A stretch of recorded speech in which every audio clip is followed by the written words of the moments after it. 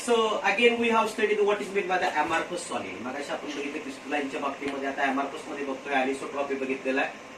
आता crystalline solid मध्ये इथं जे मॉलिक्युल्स दाखवला आहे हा क्रिस्टल्स आहे आणि हा जो आहे तो पूर्णपणे तुम्हाला amorphous मॉलिक्युल मिळेल.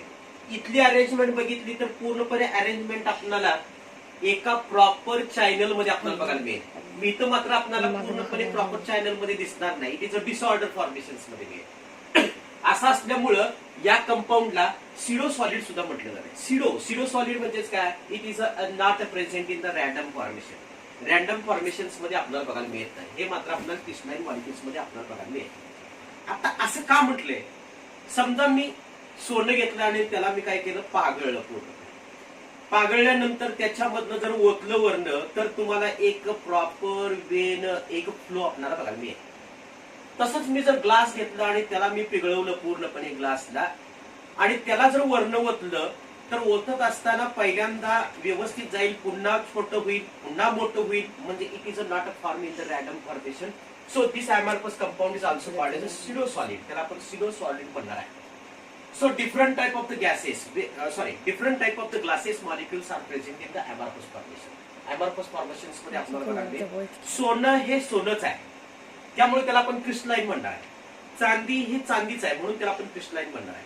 पण ग्लासच्या बाबतीमध्ये बघितलं व्हेरियस स्टेजेस, वेगवेगळ्या पद्धतीची ग्लासेस आपल्याला बघायला मिळतील. त्यामुळं वेगवेगळ्या ग्लासमध्ये वेगवेगळा melting point, means it is a variable melting point आपल्याला बघायला मिळेल यामध्ये. पण क्रिस्टलाइन मध्ये आपल्याला एका प्रॉपर वेचा मेल्टिंग पॉईंट, बॉइलिंग पॉईंट आपल्याला बघायला मिळेल. आता दुसरं एक महत्वाचं नवीन कंपाऊंड मध्ये metallic glass molecule, it is also amorphous. Metal is also present in the glass, so it is also called as a metallic glass. It is also presented in a amorphous formation. Different type of the glasses molecules आपल्याला JEE च्या प्रश्नपत्रिकेमध्ये आपल्याला याच्यामध्ये विचारलं जाईल. What is meant by the Pyrex glass?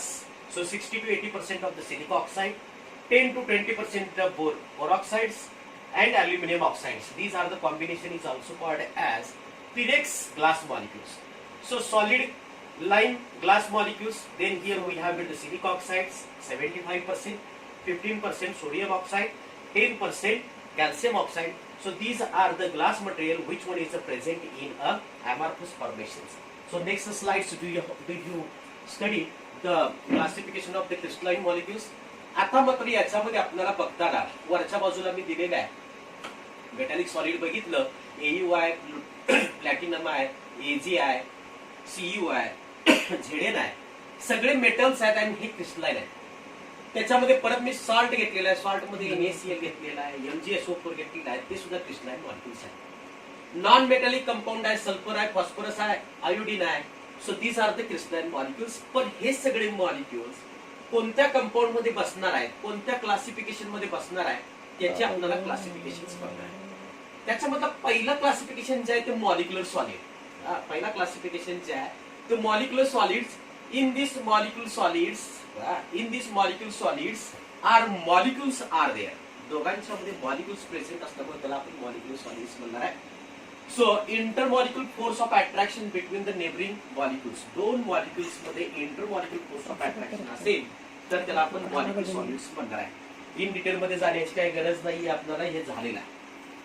So similarly in a molecular solid we have get the polar compounds. आता polar compound म्हणजे काय, polar म्हणजे काय, एखाद्या कंपाऊंड आपण फ्रॅगमेंटेशन केलं, फ्रॅगमेंटेशन केल्यानंतर सेपरेट केल्यानंतर त्याच्यामध्ये पॉझिटिव्ह आणि निगेटिव्ह चार्ज जर तयार होत असेल तर त्याला आपण काय म्हणणार आहे, पोलर कंपाऊंड्स म्हणणार आहे. Like the HCl is the polar compound.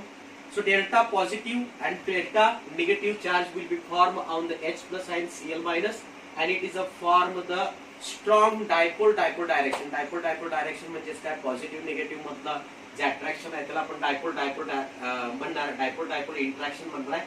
आणि ते डायपोल इंटरॅक्शन जे आहे ते पोलर मॉलिक्युल्स मध्ये आपल्याला जास्त प्रमाणात स्ट्रॉंग असलेलं आपल्याला बघायला मिळेल. सच सॉलिड्स आर सॉफ्ट आहे, but it is not conduct electricity त्याच्यामधनं पास होत नाहीये. So weak there the melting point is very low. याच्यामधला मेल्टिंग पॉइंट आपल्याला फार कमी असलेला बघायला मिळेल. So these are the polar compounds.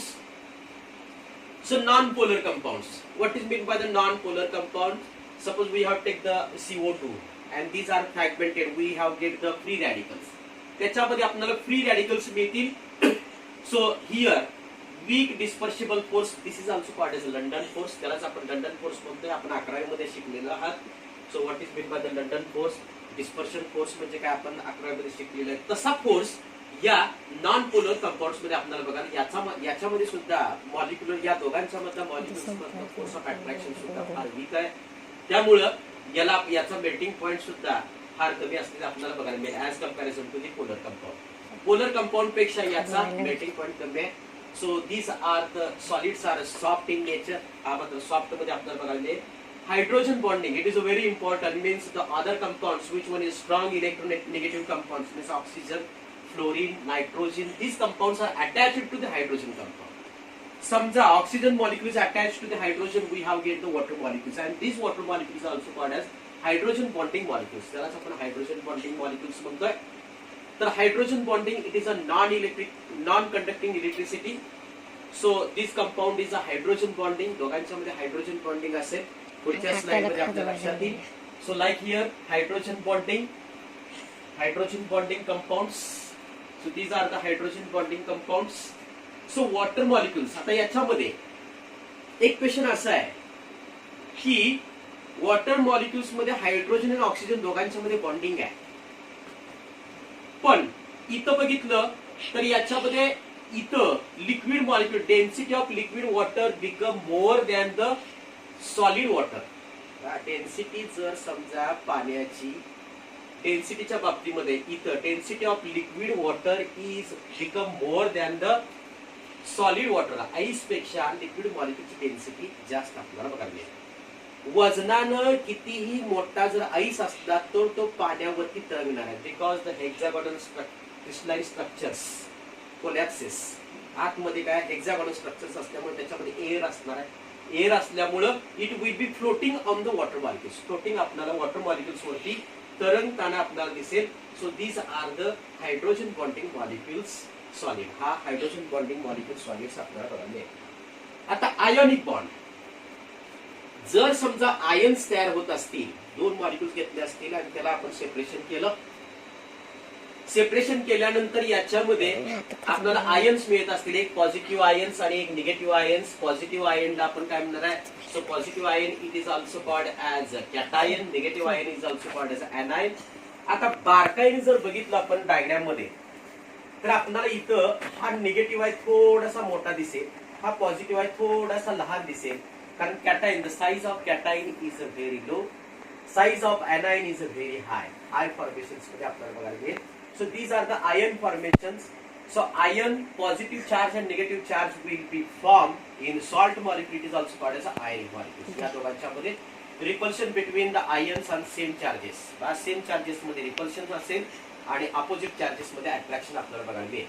So size of cation ion, परत charge on the ions, and the ions can be polarized. These three parts are presented in the ionic solid. ionic solid मध्ये आपल्याला या पद्धतीनं बघायला मिळेल. आता याच्यानंतर metallic solid. Metallic solid मध्ये काय असणार? Metals. There is a kernel and core. So kernel, the positive charge and negative charge. So here the negative charge will be presented and negative charge and positive charge held together. So electrostatic force of attraction. या दोघांच्या मध्ये electrostatic force of attraction आपल्याला बघायला मिळेल. समजा मी sodium घेतला, सोडियमच्या outer most मध्ये एक इलेक्ट्रॉन आहे. एक इलेक्ट्रॉन्स इथं हेल्ड होईल एक इलेक्ट्रॉन्स मध्ये. आणि समजा मी आयर्न घेतला, आयर्नच्या बाबतीमध्ये बघितलं तर 8 electrons are presented in outermost orbitals. 8 electrons are held together molecules. So 8 electron maximum bonding असणार आहे. आणि सोडियम मध्ये एकच इलेक्ट्रॉन असल्यामुळे as comparison to the iron it is a very lower bonding असेल.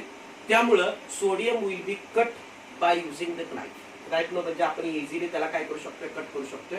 पण आयर्नला मात्र इझिली कट करू शकत नाही, कारण तिथं मेटॅलिक बॉन्डिंग त्याचं काय स्ट्रॉंग आहे. आता याच्यामध्ये electron will be jump from one point to the one point. Electron jump होताना आपल्याला बघायला मिळेल.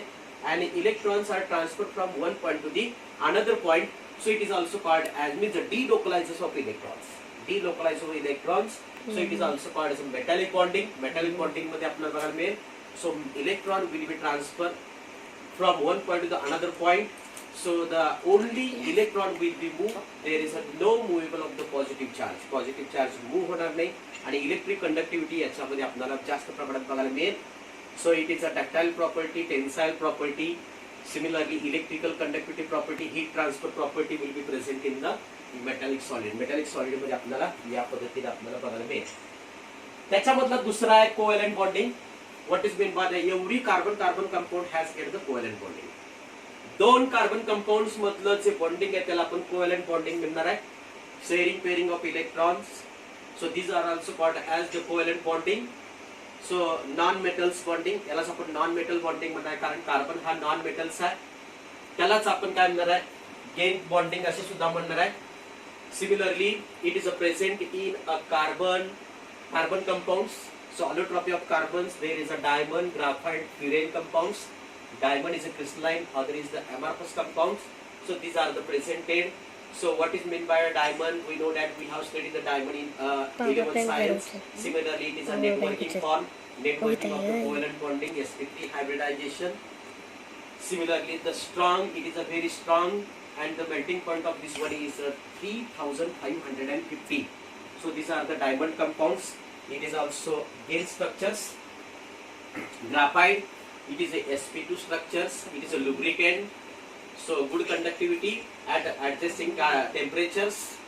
So it is also used for the resin, for the printing of computer. Computerचा printing मध्ये आपल्याला याच्यामध्ये वापर केलेला दिसेल.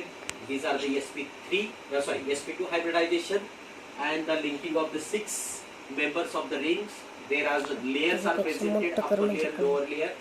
So the distance between these are the similarly 300s pms, and this distance, upper distance is 141 pms. It is a strong covalent bonding. याला आपण strong covalent bonding म्हणणार आहे.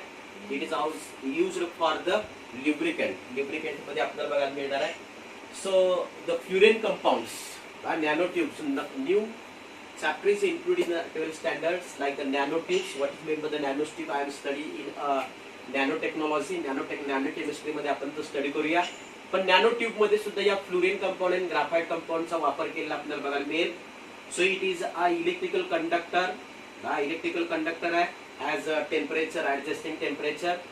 इट इज अ सेमीकंडक्टर आहे and molecules are also sensor मध्ये सुद्धा याचा वापर केलेला आपल्याला बघायला मिळेल. So this compounds are C60. It is a look like the soccer ball प्रमाणे आपल्याला बघायला मिळेल. So these are the hexagonal and pentagonal. Carbon has the hexagonal and pentagonals. So 12 hexagonal compounds and 20 pentagonal compounds are presented, and combined together we have get the carbon 60. So it is a soccer ball compounds. It is a superconductor for using electricity at 18 Kelvin. 18 Kelvin मध्ये आपण जर these are the successor. So it is a very important for the preparation of number of instrumental compounds. So it is a very important. It is superconductor of electricity at 18 Kelvin. Suppose these are the present. The superconductor is always at the room temperature. So we have get the one amazing of the nanotechnology. Amazing असेल nanotechnology मध्ये ज्या वेळेला जो room temperature ला maintained होईल त्यावेळेला. So like here,